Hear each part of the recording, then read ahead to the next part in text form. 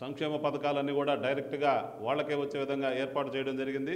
ఏదైతే మాట ఇచ్చామో కిసాన్ సంయోజన కింద ఎవరికైతే డబ్బులు ఇస్తానన్నామో ఆ డబ్బులన్నీ కూడా కేంద్ర ప్రభుత్వం డైరెక్ట్గా ఇవ్వడం జరుగుతుంది. ఈరోజు రాష్ట్రంలో ఉన్నటువంటి ఆరోగ్యశ్రీ పథకాన్ని తుంగలో దొక్కి ఈరోజు రాష్ట్ర ప్రభుత్వం ఆరోగ్యశ్రీ లేకుండా చేయడం జరిగింది. అదే బీజేపీ గవర్నమెంట్ కానీ ఆంధ్రాలో కూడా కానీ వచ్చే అవకాశం వస్తే ఆరోగ్యశ్రీ కూడా మీకు వచ్చే విధంగా ఈరోజు ఆరోగ్య సంవాదం కిందన కార్డులు కూడా ఇవ్వడం జరుగుతుంది కేంద్ర ప్రభుత్వం. అదేవిధంగా రాబోయే రోజుల్లో భారతీయ జనతా రాష్ట్రంలో అధికారంలోకి వచ్చే పార్టీలన్నీ కూడా విద్య, వైద్యము, రోడ్లు, మౌలిక సదుపాయాల మీదనే దృష్టి పెట్టి రాష్ట్రంలో ఉన్నటువంటి ప్రజలందరూ కూడా విద్యను అందించే విధంగా పనిచేస్తే, అదేవిధంగా వైద్యం కూడా తక్కువకి అందించే విధంగా ఏర్పాటు చేసి రోడ్లన్నీ కూడా మౌలిక సదుపాయాలు అనేటువంటి రోడ్లు, బాత్రూమ్లు, ఇళ్ళు కావాల్సినటువంటి పేదలకు ఇళ్ళు ఇవ్వడం కూడా చేస్తే బాగుంటుందని చెప్పి తెలియజేస్తున్నాం.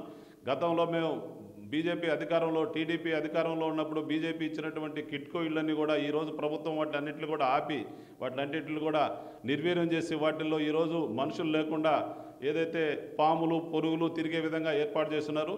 అదేవిధంగా ఈరోజు రాష్ట్ర ప్రభుత్వం వాటిలన్నింటినీ కూడా ఆపేసి కొత్తగా మేము జగనన్న ఇళ్ళు ఇస్తామని చెప్పడం జరుగుతుంది. ఆ ఇస్తున్న ఇళ్లలో కూడా 90% నిధులు కేంద్రం నుంచి వచ్చిన నిధులే, అన్నీ కూడా కొనుగోలు చేసింది కానీ అన్నీ కూడా కేంద్రం నుంచి వచ్చిన నిధులే. మేము అధికారంలో కానీ రాష్ట్రంలో కానీ వస్తే పేద ప్రజలందరూ కూడా ధరలు తగ్గించే విధంగా, అదేవిధంగా అన్ని మౌలిక సదుపాయాలు కలిగించే విధంగా పనిచేస్తామని చెప్పి తెలియజేస్తున్నాను. మన బిగ్ టీవీ యాజమాన్యానికి, అదేవిధంగా బిగ్ టీవీ ప్రేక్షకులకు, అదేవిధంగా నెల్లూరు జిల్లా ప్రజలందరికీ కూడా నా సంక్రాంతి శుభాకాంక్షలు తెలియజేస్తున్నాను.